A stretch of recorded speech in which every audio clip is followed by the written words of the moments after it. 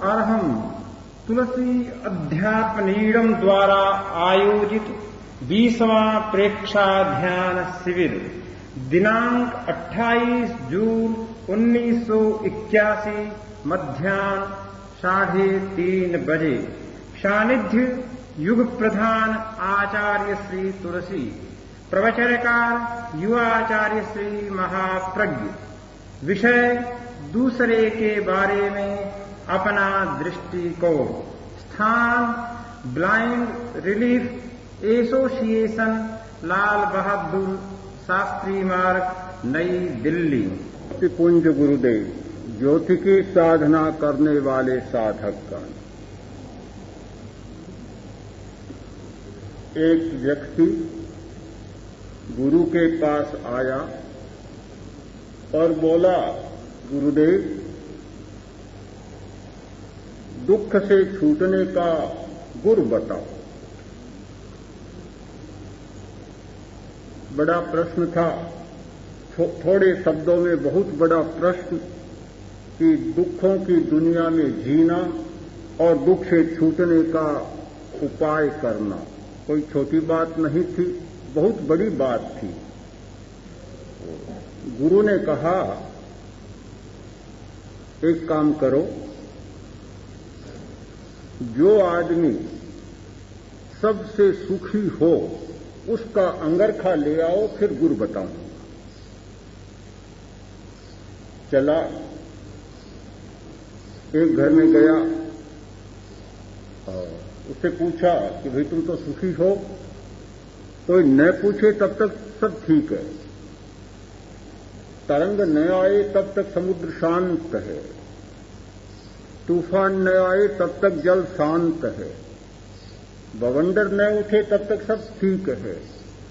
किंतु जब तूफान आता है, बवंडर उठता है, तो फिर तरंग ही तरंग हो जाते, मूल स्वभाव का पता ही नहीं चलता। कोई प्रश्न न पूछे तब तक बिल्कुल ठीक है, जब प्रश्न पूछा गया, उसने कहा, सुखी मेरा पड़ोसी इतना बदमाश है, आए दिन सताता रहता है, रात दिन मुझे सताता है, भला मैं कैसे सुखी हो सकता हूं? सुख की कोई बात ही नहीं है, चलो आगे जाओ। दूसरे घर गया, पूछा कि भाई तुम तो सुखी हो, कोई दुख तो नहीं है, तो क्या बात पूछते हो? सुख की बात, ऐसी कर्कशा पत्नी मिली है कि दिन भर सिर को खाती रहती है, मेरे जीवन में तो सुख की कोई कल्पना ही नहीं की जा सकती। तीसरे के पास गया, चौथे के पास गया, पत्नी के पास गया तो पति को रुद्र बतलाती है, पुत्र के पास गया तो वह पिता को क्रूर बतलाता है,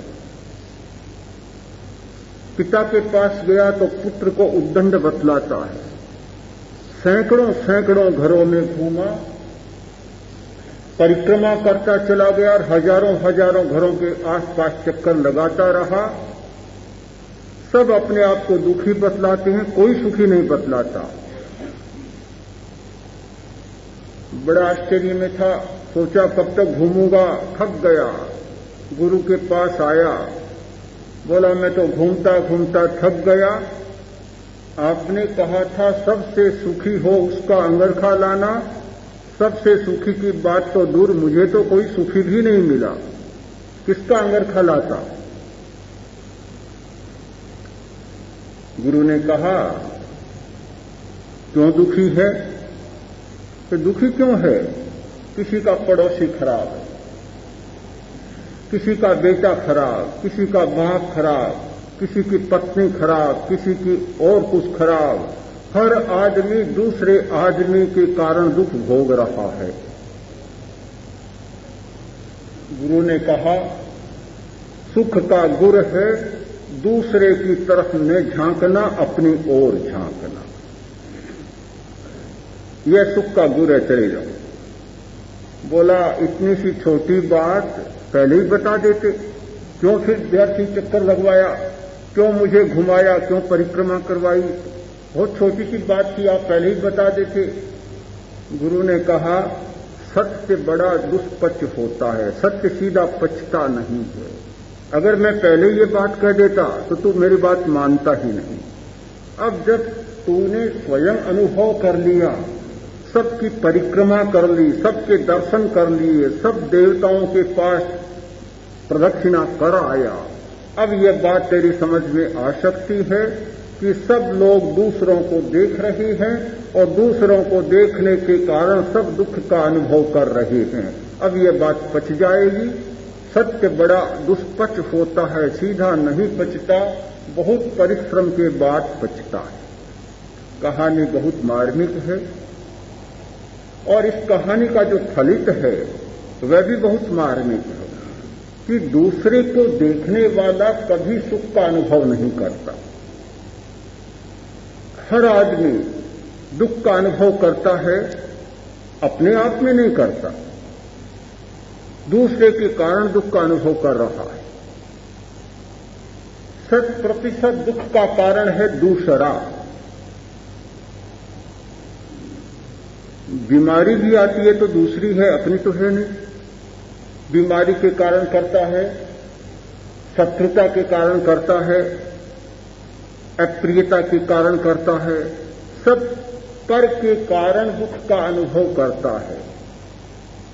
हमारे व्यक्तित्व के साथ एक स्व जुड़ा हुआ है, दूसरा पर जुड़ा हुआ है। व्यक्तित्व की एक सीमा में हम अपने बारे में चिंतन करते हैं, तो दूसरी सीमा हमारी है कि पर के बारे में चिंतन करते हैं। पर शब्द के दो अर्थ हो सकते हैं, स्वतंत्र और भिन्न। वह मुझसे भिन्न है, यानी भेदानुभूति और स्वतंत्रता की अनुभूति। पर इसलिए कि वह मुझसे भिन्न है और पर इसलिए कि वह स्वतंत्र है, उसका अस्तित्व स्वतंत्र है। हमने स्वतंत्रता को स्वीकारा है और भेद को स्वीकारा है।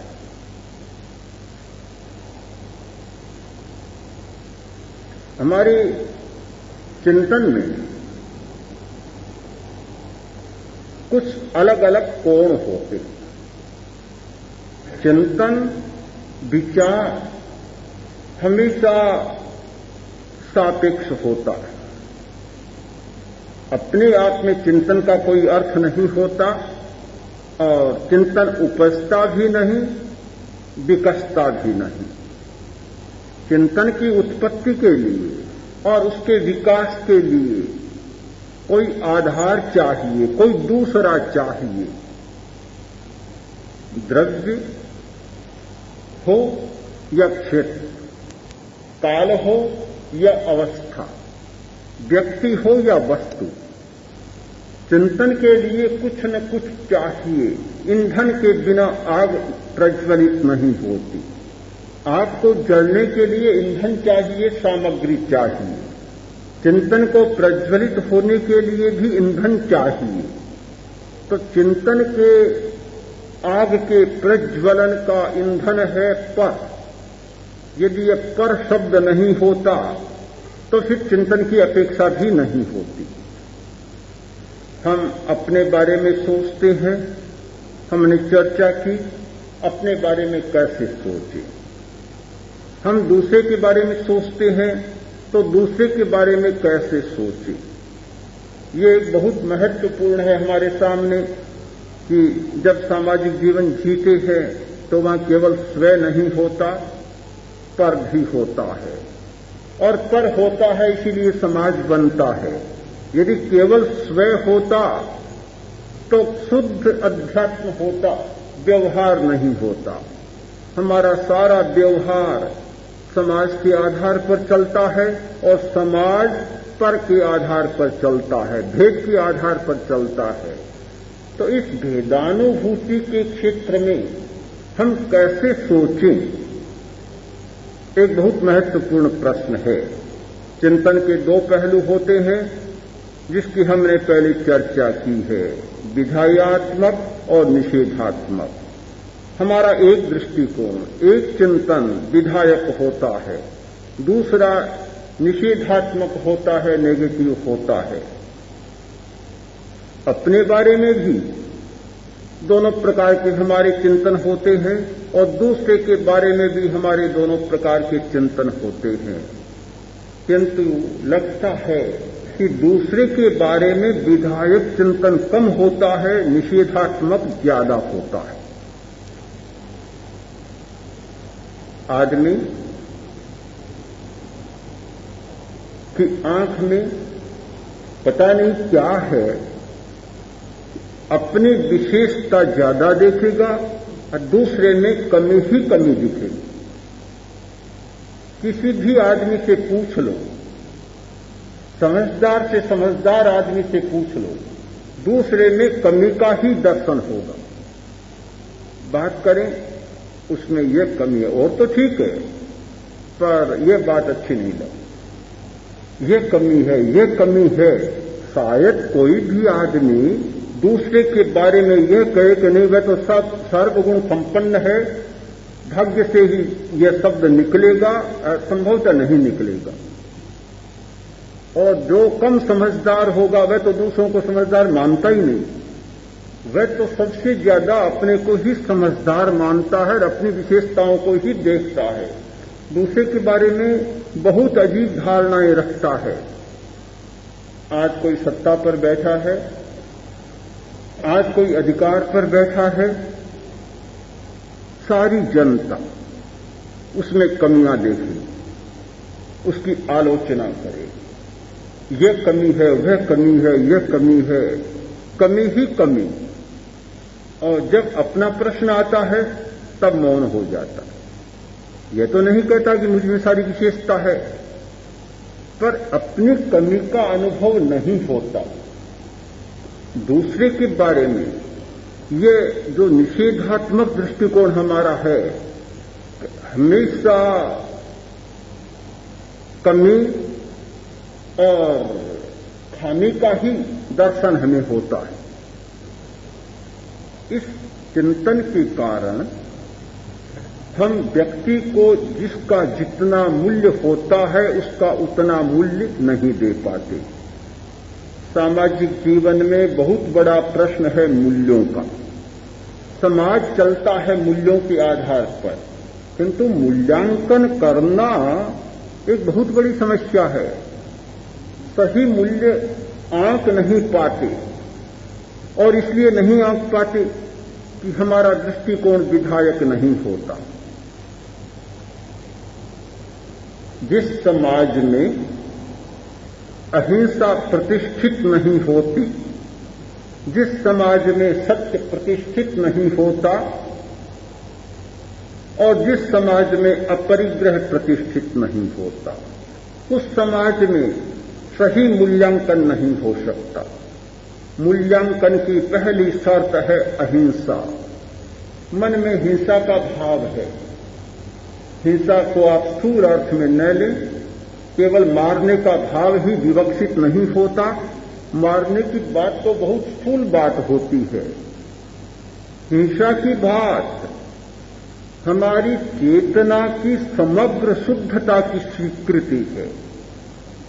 चेतना में जितना राग और द्वेष अधिक होता है, उतना ही हमारा मूल्यांकन गलत होता है। पर पता नहीं कैसे जुड़ा हुआ है व्यक्ति के साथ और रक्तगत संस्कार कि हमारे सामने राग और द्वेष के सिवाय तीसरा आयाम कभी उद्घाटित ही नहीं होता। या तो प्रियता का या अप्रियता का दृष्टिकोण बराबर बना रहता है। किसी भी आदमी को देखता हूं तो शुद्ध दृष्टि से देख सकूं, बड़ा कठिन काम है। आदमी को देखना भी संभव नहीं रहा। कोई भी आदमी कहता है कि मैं उसे देख रहा हूं, नहीं देख पा रहे हो। उस आदमी को तुम देखना शुरू करते हो, उससे पहले ही तुम्हारे बीच में अनंत दीवारें खड़ी हो जाती है। कितनी रुकावटें, कितनी बाधाएं, कितने विघ्न सामने आ जाते हैं। कि एक देखने वाला, दूसरा दृश्य दिखने वाला, दोनों के बीच में हमारे संस्कारों की कितनी परतें आ जाती है। बेचारा आदमी कहीं रह जाता है, उसका चेहरा कहीं रह जाता है। कभी तो शत्रुता का भाव, किसी के प्रति मित्रता का भाव, किसी के प्रति स्नेह का भाव, किसी के प्रति करुणा का भाव, किसी के प्रति क्रूरता का भाव, कोई न कोई भाव और मनोभाव दीवार बनकर बीच में आ जाते हैं। कोई आदमी किसी का शुद्ध चेहरा देख पाता है, बहुत कम संभव है। संभव लगता नहीं कि एक आदमी दूसरे आदमी तक पहुंच सके।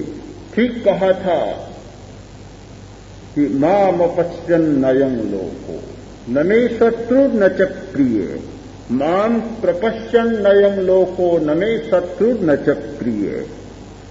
प्रश्न हुआ कि तुम्हारा शत्रु कौन और तुम्हारा मित्र कौन है? दो ही तो दुनिया में हो सकते हैं, या तो कोई शत्रु होगा या कोई मित्र होगा।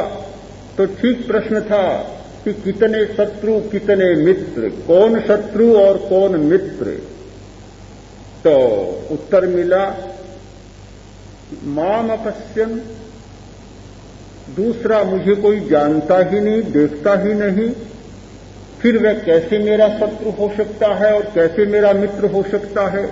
शत्रु तब हो कि कोई जाने, मित्र भी तब हो कि कोई जाने। जब जानता नहीं, देखता नहीं, तो भला शत्रु कैसे हो सकता है और मित्र कैसे हो सकता है? संभव नहीं। अरे कोई तो जानता होगा, कोई तो देखता होगा। कि जो जानता है, देखता है, वह किसी का शत्रु नहीं बनता और किसी का मित्र नहीं बनता, वह बनता नहीं। जो जानता है वह बनता नहीं और जो बनता है वह मुझे जानता नहीं। तब ये बात कैसे संभव हो? एक बहुत बड़ी गहरी रहस्य भरी बात आचार्य ने कही कि कोई किसी को जानता नहीं। सब लोग कहते तो हैं कि मैं अपने परिवार वालों को जानता हूं, पड़ोसी को जानता हूं, दिल्ली वालों को जानता हूं, आसपास के लोगों को जानता हूं, पर कोई किसी को सचमुच जानता ही नहीं। हर आदमी के बीच में इतनी दीवारें चिनी हुई हैं, इतनी बड़ी बड़ी दीवारें कि उस दीवार के पार झांकना संभव ही नहीं हो पा रहा है। केवल अपनी कल्पना का आदमी हमारे सामने होता है। एक कल्पना की इमेज हमारे सामने होती है, कल्पना की मूर्ति सामने होती है और उस कल्पना के आधार पर हम काल्पनिक व्यक्तित्व को जानते हैं, मूल को नहीं जानते। परछाई को जानते हैं, मूल को नहीं जानते। ये सारी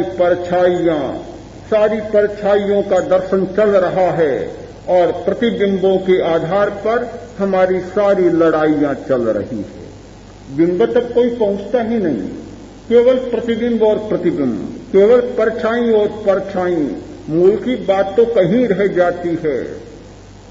होता यह है कि मूल चला जाता है और उसकी परछाई रह जाती है। हमने देखा, एक नगर में देखा, एक सड़क पार कर रहे हैं, सामने मजबूत भीड़, दरवाजा और ताला लगा हो। ऐसा लगता है कि कितनी व्यवस्था है कि भीतर कोई जा ही नहीं सकता। थोड़े आगे गए, मुड़कर देखा तो पीछे की सारी दीवार खंडहर है, टूटी हुई, नीचे गिरी हुई। मकान रहा ही नहीं। हाँ, मकान रहा नहीं, मकान गिर गया। पार्श्व की दीवारें गिर गई, पीछे की दीवार गिर गई, तीन तरफ की दीवार गिर गई, मकान गिर गया, आगे की दीवार खड़ी है, दरवाजा खड़ा है, ताला लगा हुआ है मजबूत, कोई ताले को खोल नहीं सके। बड़ी विचित्र बात है। आर्स नहीं, पार्श्व नहीं, आसपास नहीं, पीछे नहीं, पृष्ठभूमि नहीं, जीवन का आधार नहीं, जीवन के पार्श्व नहीं और आगे बहुत मजबूत ताला लगा हुआ है। ये स्थिति बन जाती है व्यक्ति की कि मूल बात भली चली जाए, परछाई रह जाती है। बिंब समाप्त हो जाए, प्रतिबिंब शेष बच जाता है। तो इस प्रतिबिंब की दुनिया में बिंब को देखना बहुत कठिन समस्या है। मुझे लगता है सारी मित्रता, सारी शत्रुता बिंब के आधार पर नहीं हो रही है। जिसको मित्र मानते हैं उसका बिंब भी हमारे हाथ में नहीं आया है। जिसको शत्रु मानते हैं उसका बिंब भी हमारे हाथ में नहीं आया। हो सकता है कि जिसे मित्र माना जा रहा है वे ज्यादा शत्रु है और जिसे शत्रु माना जा रहा है वे ज्यादा मित्र है। हमारे पास ऐसी शुद्ध दृष्टि नहीं, ऐसी आंख नहीं जो मित्र को देख सके या शत्रु को देख सके। ये तो भीतस्ततो नान्यत् अभयस्थानमात्मने। जहां विश्वास करते हैं उसे बड़ा कोई खतरा नहीं है और जिसे खतरा समझते हैं उससे बड़ा विश्वास का कोई स्थान नहीं है। ये विपर्य जो चल रहा है वह विपर्य ये पर के कारण चल रहा है। हमने पर के प्रति, दूसरे के प्रति एक ऐसा दृष्टिकोण बना लिया कि जहां पर शब्द आया और वहां भी हमें खतरा दिखने लग जाता है। जहां स्वयं आया हमें कल्याण दिखने लग जाता है। पर हम नहीं समझ पाते कि स्वयं और पर के बारे में यह धारणा कब, क्यों और कैसे बनी। कारण यही हो सकता है कि दूरी के कारण व्यक्ति दूसरे व्यक्ति के प्रति ऐसा दृष्टिकोण बना लेता है। अपनी जहां अपनी बात आई वहां प्रियता और अप्रियता दोनों में से चुनाव हो जाता है। जहां पर की बात आई वहां भी चुनाव हो जाता है। ध्यान करने वाले व्यक्ति में एक चिंतन का परिष्कार होता है। चिंतन बदलता है, दृष्टिकोण बदलता है। उसमें पर के प्रति एक स्वतंत्रता की अनुभूति जागती है। दूसरे व्यक्ति के स्वतंत्र अस्तित्व का अनुभव करना एक बहुत बड़ी फलश्रुति है। कोई आदमी किसी के स्वतंत्र अस्तित्व को स्वीकार नहीं करता, सही अर्थ में स्वीकार नहीं करता। पिता पुत्र को प्रिय मान लेता है पर उसके स्वतंत्र अस्तित्व को स्वीकार नहीं करता। थोड़ा सा वह स्वतंत्र होने की बात भी करता है तो पिता तिलमिला उठता है। पति पत्नी के स्वतंत्र अस्तित्व को स्वीकार नहीं करता। भला मालिक नौकर के अस्तित्व को कैसे स्वीकार कर सकता है कि वह स्वतंत्र है? बिल्कुल नहीं। इसीलिए उसकी हर चाह पर वह नियंत्रण लगाना चाहता है। यह नियंत्रणों का विकास इस आधार पर हुआ है कि हमें दूसरे का स्वतंत्र अस्तित्व मान्य नहीं है। सिद्धांततः मान्य हो सकता है पर वास्तव में मान्य नहीं है। जहां भी बात होती है वहां बड़ी समस्या पैदा हो जाती है। ध्यान की गहराई में गए बिना, चेतना की परतों का विश्लेषण किए बिना, उनका साक्षात्कार किए बिना दूसरे व्यक्ति का स्वतंत्र अस्तित्व है ये बात जानते हुए भी नहीं जानी जाती, समझते हुए भी नहीं समझी जाती। हमारा चेतना का जगत एक बहुत बड़ा विचित्र जगत, सूक्ष्म जगत है। हम कभी चेतना के जगत में विहार नहीं करते। हमेशा हमारी दृष्टि वस्तुनिष्ठ रहती है और हमारा सारा चिंतन भी वस्तुनिष्ठ है। एक पुत्र यदि वर्ष में 10-20 लाख रुपए कमाकर ला देता है तो पिता को बहुत अच्छा लगता है। चाहे जैसे तैसे ये प्रश्न है कि कैसे, ये न के प्रकारेण बस इतना कमाकर लाया बहुत अच्छा लगेगा। दूसरा पुत्र बहुत प्रामाणिक है, बहुत भला है, सच्चा है, ईमानदार है, भला 10-20 लाख कैसे कमाएगा, अपना जीवन चला लेगा, थोड़ा बहुत ले आएगा, बचा पाएगा। आता है पिता के पास, पिता पूछता है कितना लाए वर्ष में, लेखा जोखा लगभग समान, विशेष बच्चा नहीं, खाया कमाया और कोई विशेष बच्चा नहीं। निकम्मे हो, जानते नहीं काम कैसे चलेगा, कैसे शादियां होगी, कैसे घर का काम चलेगा, प्रतिष्ठा कैसे बनी रहेगी, बोलचाल हो जाती है और निकम्मा करार दे दिया जाता है। एक लड़का तो अच्छा हो गया, दूसरा लड़का बुरा हो गया। कैसे बना कि हमारा चिंतन वस्तुनिष्ठ है, चेतनानिष्ठ चिंतन नहीं है। ये कभी नहीं सोचा जाता कि इसने कितना ईमानदारी से काम किया है, कितनी सच्चाई का अनुशीलन किया है, सच्चाई के आधार पर काम किया है, कितना भला है, किसी दूसरे को नहीं सताया, दूसरे को नहीं ठगा।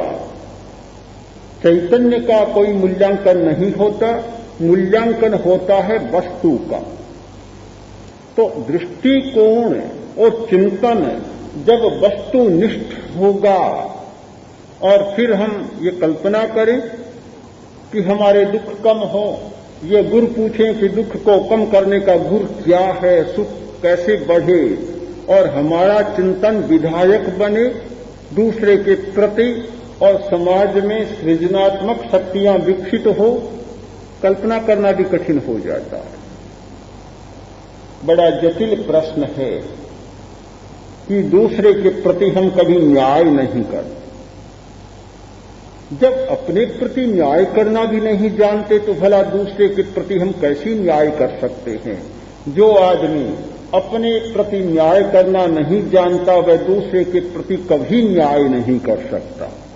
अपने प्रति वह कभी न्याय नहीं कर सकता जिसका चिंतन वस्तुनिष्ठ होता है। वस्तुनिष्ठ चिंतन वाला व्यक्ति परिग्रह, असत्य और हिंसा में विश्वास करने वाला व्यक्ति कभी दूसरे के प्रति न्याय नहीं कर सकता। न्याय वही कर सकता है जिसकी दृष्टि में अहिंसा की प्रतिष्ठा है, जिसकी दृष्टि में सत्य की प्रतिष्ठा है और जिसकी दृष्टि में अपरिग्रह की प्रतिष्ठा है। आज हजारों हजारों चिल्लपें हमारे सामने आती है कि कोई दूसरे का मूल्य नहीं आंक रहा है, सदाचारी का कोई मूल्य नहीं है, भलाई का कोई मूल्य नहीं है, बुराई पनप रही है, भलाई नीचे जा रही है, सदाचार नीचे जा रहा है, दुराचार पनप रहा है। सब लोग परिताप व्यक्त करते हैं, मानसिक व्यथा अनुभव करते हैं और व्यक्त करते हैं, पर मुझे लगता कोई अर्थ नहीं। अहिंसा की प्रतिष्ठा तब तक नहीं हो सकती जब तक वस्तुनिष्ठ चिंतन रहेगा। सत्य की प्रतिष्ठा तब तक नहीं हो सकती कि हमारा चिंतन वस्तुनिष्ठ होगा। अपरिग्रह की प्रतिष्ठा का तो प्रश्न ही नहीं जब वस्तुनिष्ठ चिंतन है। और जब तक अपरिग्रह, सत्य और अहिंसा की प्रतिष्ठा नहीं होगी तो पर के प्रति, दूसरे के प्रति हमारा चिंतन विधायक नहीं हो सकता। विधायक चिंतन के लिए बहुत जरूरी है कि जीवन में, समाज में अहिंसा, सत्य और अपरिग्रह के मूल्यों का विकास हो। और उसके लिए जरूरी है कि पर के स्वतंत्र अस्तित्व का मूल्यांकन हम कर सकें, दूसरे की स्वतंत्रता का मूल्यांकन कर सकें। हम कितना लाभ उठाते हैं दूसरे के द्वारा, एक आदमी दूसरे आदमी से कितना लाभान्वित होता है। आज विज्ञान की एक नई शाखा विकसित हुई है और उसके परिणाम, उसके निष्कर्ष बहुत अद्भुत हैं। जो पर्यावरण विज्ञान, इकोलॉजी का सिद्धांत जो सामने आया है, उस आधार पर देखें तो हमारा सारा दृष्टिकोण विधायक हो सकता है। प्रकृति की एक ईंट, प्रकृति का एक कण भी इधर से उधर होता है तो सारी जगत की व्यवस्था गड़बड़ा जाती है।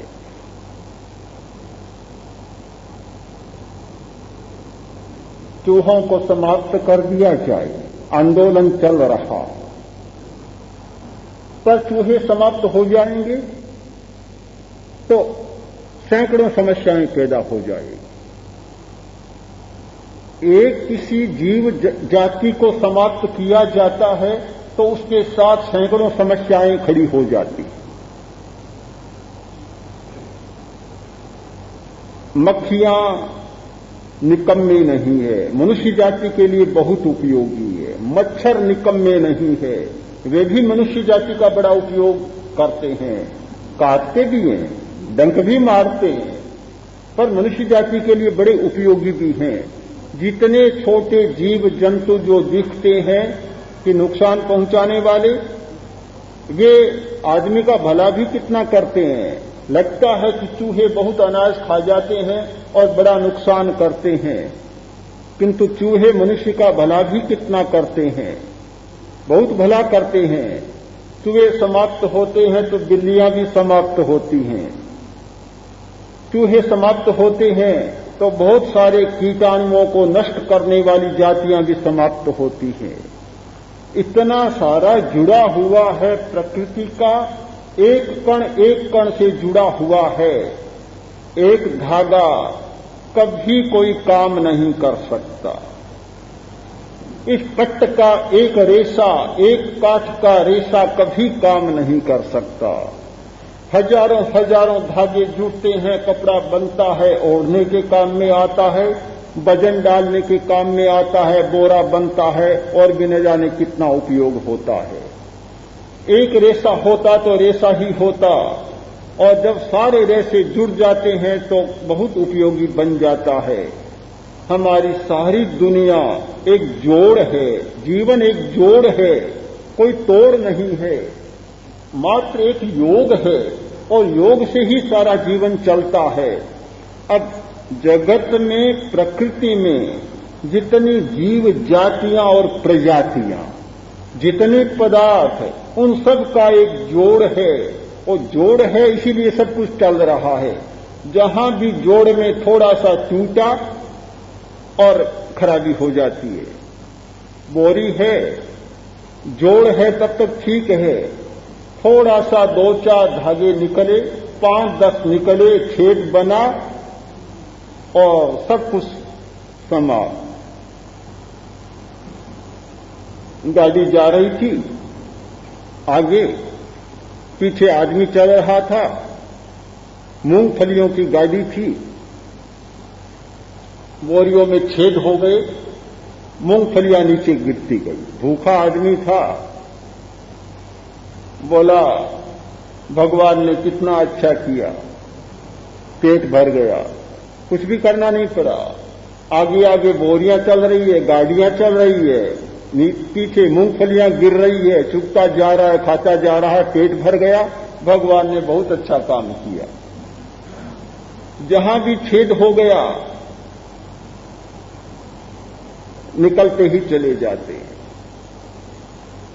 चीनी की बोरी, छेद हो गया और आगे जाकर संभाले कि चीनी तो गायब है बोरी में से।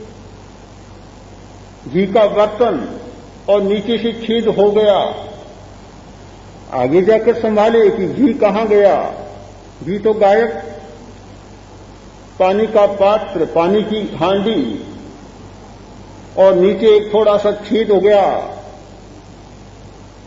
किसी ने पूछा, अरे पानी कहां गया? तो पता नहीं। तो हुआ क्या? और तो कुछ नहीं, हांडी में एक थोड़ा सा छेद तो दिख रहा है। कब पता चला? पता तो चल गया, पर मैंने सोचा इतनी बड़ी हांडी, इतना थोड़ा सा छेद है, क्या होगा? थोड़ा सा छेद हुआ और सब कुछ चला गया। जोड़ में थोड़ी सी कमी आई और बात समाप्त हो जाती है। ये पर्यावरण विज्ञान का अर्थ है कि जोड़ यथावत बना रहे, सब कुछ जो जैसे है वैसे बना रहे। प्रकृति के हाथ में, प्रकृति के कार्य में हस्तक्षेप मत करो, उसमें तोड़ फोड़ मत करो, बड़ी गड़बड़ियां पैदा हो जाएगी। आज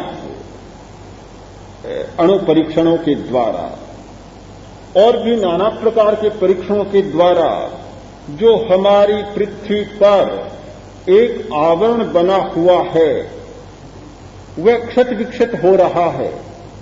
आदमी बड़ा चिंतित है कि जब तक ये पर्यावरण सुरक्षित है, मोटाई है, तो सूर्य से जो किरणें आती हैं छन छन कर आती हैं, हमारा बचाव होता है।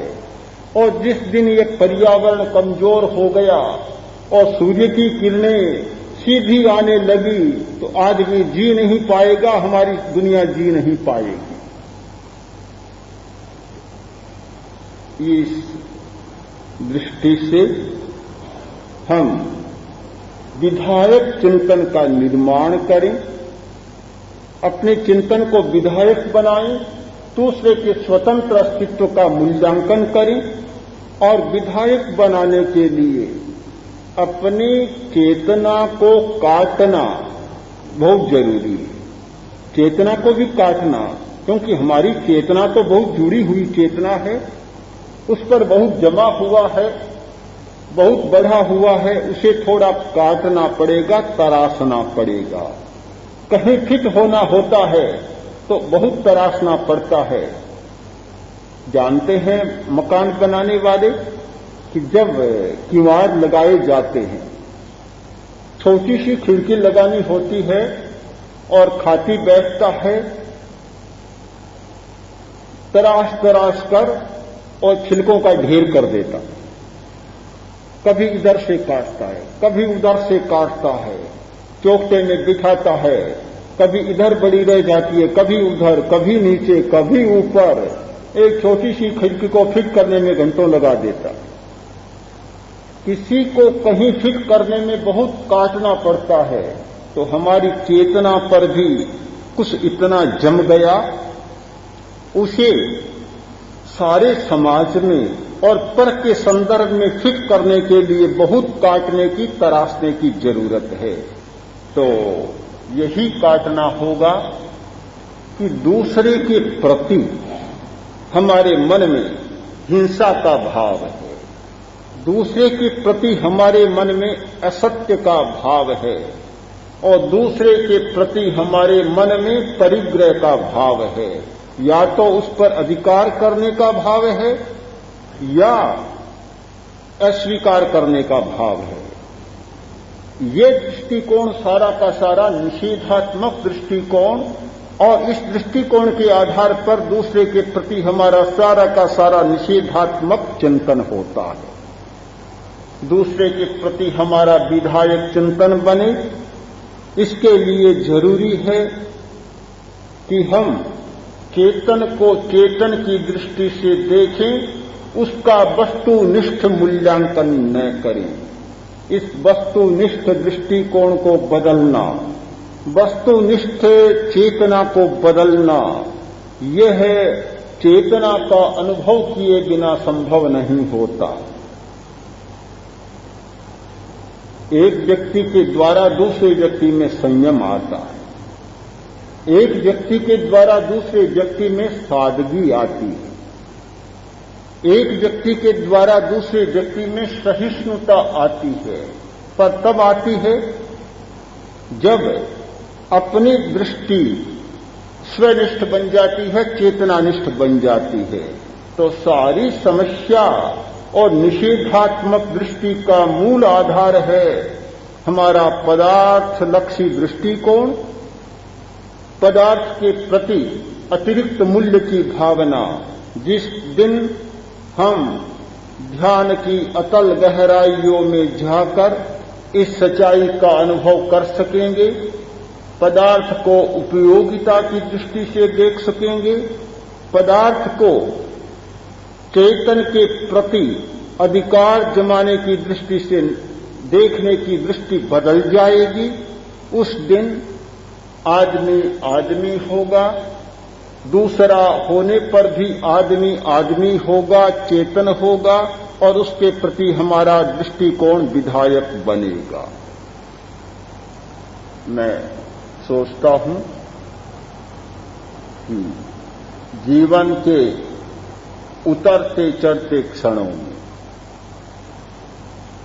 सामाजिक समस्याओं के उलटते पलटते पन्नों में, पृष्ठों में आज एक बहुत बड़ी समस्या है कि हजारों समस्याओं की दुहाई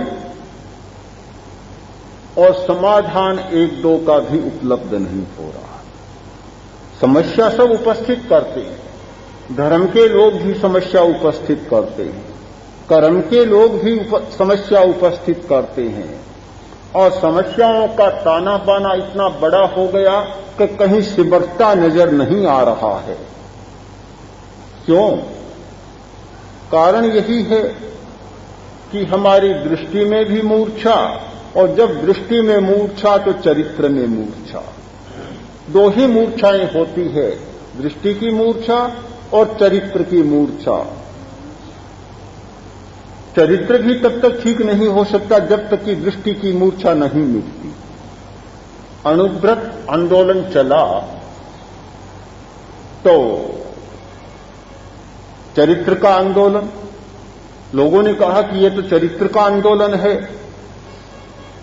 किंतु आचार्य श्री ने इसे स्वीकार नहीं किया कि यह चरित्र का आंदोलन है।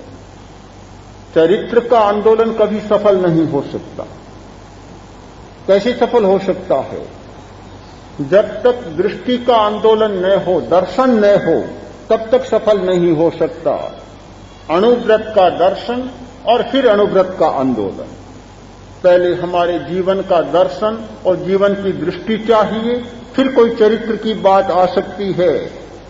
और मुझे तो लगता है कि आचार वाली बात कोई दृष्टि से भिन्न बहुत दूरी की बात नहीं है। ज्ञान मार्ग हमारे यहां विकसित हुआ तो उसके साथ चरित्र को नहीं जोड़ा गया। कोरा ज्ञान योग, बात तो अटपटी लगती है, अधूरी लगती है, किंतु सापेक्ष बात है कि अधूरी बात नहीं कि जब ज्ञान इतना विकसित हो गया तो चरित्र की दूरी मिट गई और निकट पहुंच गया। जब ज्ञान ही नहीं तो चरित्र की बात नहीं हो सकती। तो ध्यान करने वाले व्यक्ति को इस सच्चाई को गहराई से समझना है कि पहले दृष्टि की मूर्छा टूटनी चाहिए, दृष्टिकोण का परिमार्जन होना चाहिए और उसका आधार है अनुभव और प्रयोग। आप लोग प्रयोग कर रहे हैं, अनुभव कर रहे हैं, जान नहीं रहे हैं, सिद्धांत की चर्चा नहीं कर रहे हैं। सिद्धांत की बात अधूरी रह जाती है बिना प्रयोग के। प्रयोग और सिद्धांत इन दोनों का जोड़ होता है, जीवन एक जोड़ होता है और इस जोड़ में से जो नई फलश्रुतियां होती है बहुत मूल्यवान होती है। तो आज हमारे लिए एक बहुत पवित्र क्षण है कि हमें भी एक जोड़ का योग मिला है। इतने दिन लोग चाहते थे कि एक जोड़ मिले, एक से जोड़ नहीं होता, एक से एक होता है, कभी जोड़ नहीं होता। जोड़ के लिए द्वैत चाहिए, कोई दूसरा चाहिए। आज आचार्यवर उपस्थित हैं, जोड़ मिला है। हम इस योग से बहुत लाभान्वित हों और जो कुछ अनुभव किया, जो कुछ श्रम किया, जो कुछ अब तक हुआ, उस जोड़ की उपस्थिति में हम और अधिक उसे आगे विकसित कर सकें और अपने कार्य को और आगे अधिक बढ़ा सकें, यही सबके मन में एक उत्कट जिज्ञासा और भावना फलित है। हम दोनों एक जगह मिल गए हैं, बिलग बिलग थे इतने दिन।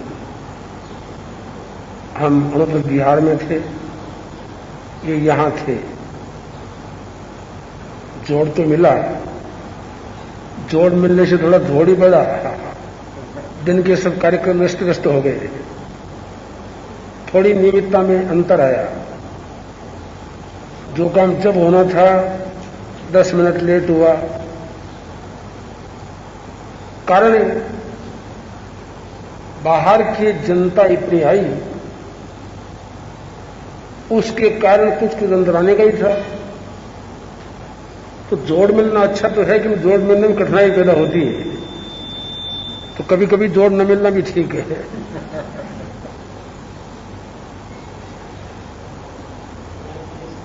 भाई मिले आज ही, जैन साहब कहलाते हैं। बोले कि आचार्य जी, मरने के बाद में स्वर्ग मिलेगा कि नहीं पता नहीं है, जीवन काल में स्वर्ग मिल रहा है। स्वर्ग के सुखों की अनुभूति हो रही है जीवन काल में।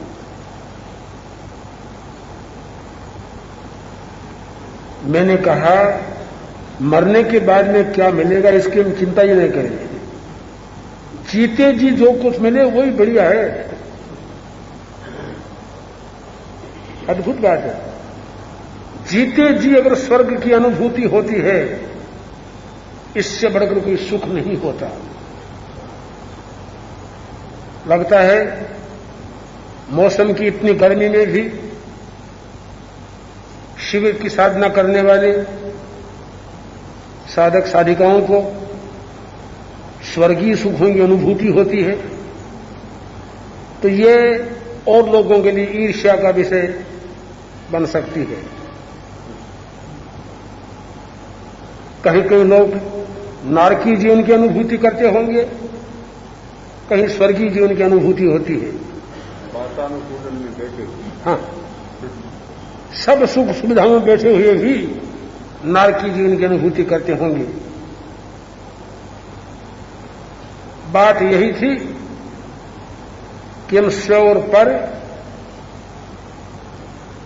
को मिटा तो नहीं सकते, किंतु स्व और पर में उलझे नहीं। सब के सब स्वयं हैं और सब के सब पर हैं। मैं अपने लिए स्वयं हूं, आप अपने लिए स्वयं हैं, ये अपने लिए स्वयं है। आप मेरे लिए पर हैं, मैं आपके लिए पर हूं। सबके सब स्वयं हैं, सबके सब पर हैं। स्व और पर को मिटाया नहीं जा सकता, पर को स्वयं नहीं बनाया जा सकता, स्वयं को पर नहीं बनाया जा सकता, निश्चित बात है ये। और स्व और पर न हो तो संसार ही नहीं है। किंतु इतना सा किया जा सकता है कि स्व को स्व की दृष्टि से हम देखें और पर को पर की दृष्टि से देखें। जहां ऐसी विवादास्पद बात आ जाए, वहां स्व को अधिक देखें कि भाई कहीं मेरी गलती नहीं है, बस ये त्रुटि हो रही है। वहां हम स्व को न देख के पर को देखते हैं कि त्रुटि उनकी है। थोड़ा सा सुधार हो जाए तो काफी मामला ठीक हो जाए। कठिन है। जहां कहीं दो के हाथ से नुकसान हुआ है, दो के हाथ से कोई विपरीत बात हुई है, वहां मनुष्य का स्वभाव है कि स्वयं की गलती कम देख के औरों की ज्यादा देखता है।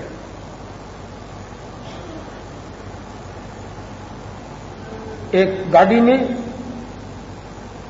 घी के घड़े लिए अहिर और अहिरन जा रहे थे। तो गांव आया, घी को बेचना था, घड़े नीचे उतारने का समय आया। अहिरन ऊपर से घड़ा उठा के नीचे खड़े अहिर को दे रही थी, छूट गया हाथ से, फूट गया घड़ा, बिखर गया घी। ठीक है, वैसा तो हुआ। अब दोनों में ठनी। अहिर कहता है, कैसी मिली है मुझे करक्सा नारी, सारा काम बिगाड़ दिया। ऐसा कोई काम होता है? अहिरन कहती है, दोस्तों आपका थोपते हो मेरे पर, मैंने सही रूप में घड़ा झिलाया और आपने झेला नहीं ठीक से। अब तो आपस में ठनी। अहिर अहिरन को गालियां दे रहा है, अहिरन अहिर को गाली न भी दे किंतु आक्रोश से भर गई। ऐसी ठनी कि दोनों भान भूल गए। कुत्ते आए, घी को चट कर गए, उनको तो पता ही नहीं। चोर आए, घड़े उठा के ले गए, गाड़ी खाली हो गई। आधी घंटा लड़ते रहे, फिर गुस्सा शांत हुआ, देखते हैं तो गाड़ी खाली। सोचते क्या किया? परिणाम यह हुआ कि दूसरे का दोष ज्यादा देखा, स्वयं का नहीं देखा। मुश्किल हो। ऐसी घटना दूसरे दिन फिर हुई। कोई दूसरा गाड़ी लेके आ रहा था, ठीक उसी जगह घड़ा छूट गया, फूट गया, घी नीचे गिरा। गिरते ही दोनों ने क्या किया? घड़ा देने वाले ने कहा, मेरी बड़ी भूल हो गई, मैं भूल नहीं करता, ऐसा नहीं होता। लेने वाले ने कहा, नहीं तेरी नहीं, मेरी भूल हुई है, तो बड़ी भारी भूल हुई है, मैंने ठीक से लिया नहीं। वो अपनी गलती देखता है। 2 मिनट में शांत हो गया किस्सा। गया सो गया, पूरे घरों को संभाल के ले गए, कोई नुकसान नहीं हुआ। उदाहरण तो तत्व को समझाने के लिए होते हैं। बात एक ही है कि उस स्वयं और पर को समझ के गलती जहां देखना हो अपनी को देखें अधिक। पर की गलती हो सकती बात नहीं, किंतु पराई गलती को भी अपने में सिमट लें। भाई शायद मेरी गलती हुई है, ऐसा हुआ तो दूसरे नुकसान से हम बच जाएंगे। मैं तो समझता हूं ध्यान की फलश्रुति यह होनी चाहिए, ध्यान साधना की फलश्रुति यह होनी चाहिए कि हम अपने दृष्टिकोण को बदलने का प्रयत्न करें, अपनी गलती को देखें और बन सके तो दूसरी की गलती को भी अपने पर हम ले लें। भाई मेरी गलती हुई, मैं ये भूल नहीं करता, मैं ऐसा नहीं करता तो ऐसा क्यों होता, तो शायद काफी परिवर्तन आता है इसमें। 2 शब्द हमारे यहां, साक्षर और निरक्षर।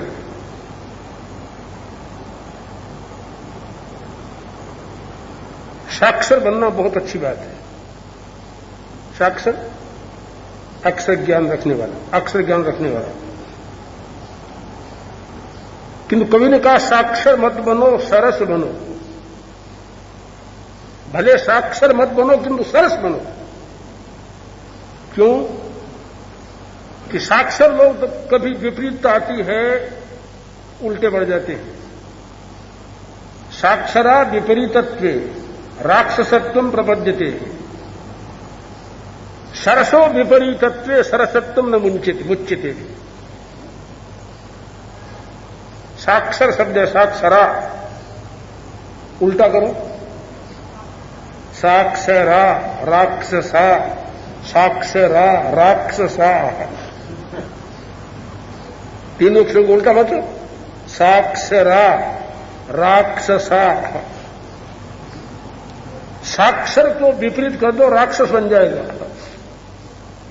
सरस को विपरीत करो, से एक बने। साक्षर विपरीत करने से राक्षस बन जाता है, जो सरस विपरीत करने से सरसता नहीं छोड़ता। तो क्या बनना चाहिए? साक्षर कोई बने न बने, सरस जरूर बने। और सरस तभी बन सकता है कि स्व और पर को समझ के पर के बारे में अपना चिंतन सही करे। ये बात होनी चाहिए।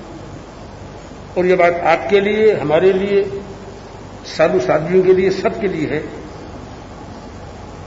जहां कहीं भी हम स्खलित होते हैं और उस खलना को मिटाना चाहते हैं, तब सामंजस्य बिठाना पड़ेगा। अपनी क्षति को, त्रुटि को थोड़ा सा महसूस करना ही पड़ेगा। ये महसूस नहीं करेंगे तब तक काम हमारा नहीं चलेगा। व्यवहार में, परिवार में, घरों में, लेन देन में, सब में सामंजस्य बैठने का एक ही तरीका है, कुछ अपने भी भूल मंजूर कर जाए। तो स्व और पर का आज जो बेसर विवेचन किया गया, मैंने तो कहा कि भाई क्यों बीच में ले जाते हो, तुम ही तुम्हारा काम करो। इन्होंने कहा नहीं, जब यहां हो तब चलना जरूरी है। जरूरी है तो चलो, कोई बात नहीं। आ गए, विचार सुन लिए, विचार दे दिए।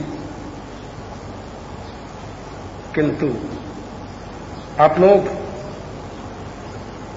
मैं तो कहता हूं भाग्यशाली है, ऐसी दुनिया में है कि बाहर क्या हो रहा है कोई चिंता नहीं है, निश्चिंतता में आप सवेरे से लेकर सांझ तक नई जिंदगी का अनुभव करते हैं। बुढ़े बुढ़े आदमी जवान बन रहे हैं, जवानी, नई जवानी प्राप्त कर रहे हैं। हाँ? बीमार स्वस्थ बन रहे हैं, रात दिन चिंता रखने वाले निश्चिंत बन रहे हैं। भाग्य की बात है, ये भाग्य भी सबको नहीं मिलता, किसी किसी को मिलता है। और मैं समझता हूं ऐसी साधना में थोड़ा आपको संलग्न अधिक रहना पड़ेगा, तभी सरसता बनी रहेगी और स्वयं ऊपर की सीमा को समझ के हम चलेंगे, इसी विश्वास के साथ।